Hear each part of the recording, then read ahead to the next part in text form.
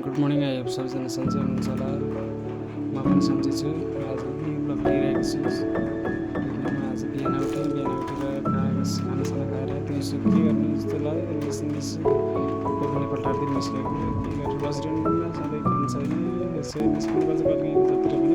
आज बेलुका दिनभरि यसो रेस्ट गर्दै नेपाल सकिने त्यसपछि फेरि भाइहरूले ल त एकछिन फुटबल खेलौँ न त आउनु भन्नुलाई ल त खेल्ने भने खेलौँ न त भनेर एकछिन खेल्ने फुटबल खेलौँ न त साथीहरूसँग भाइहरूसँग रमाइलो गरौँ भनेर एकछिन फुटबल खेल्यौँ।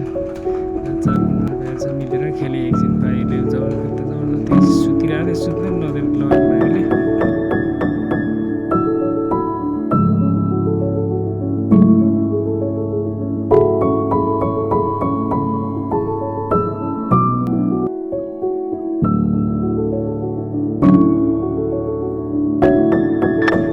भाइहरूसँग फेरि खेलेर राम्रै खेलेँ। त भाइहरूसँग फेरि गोल हाने गरे भाइहरू फेरि हात्तिन्छ। पेलिङको दाइ तपाईँले भनेको छ यसो गाह्रो छ। त्यसमा त म त्यति आउने होइन। अन्त जे पनि भाइहरूले जबरजस्ती गरेर एकछिन यसो टाइम पास आज दिनभरि केही थिएन। अब क्लास आज शनिबार बिदा भइहाल्यो। एकछिन शनिबार हो भनेर एकछिन खेल्न गएको क्या।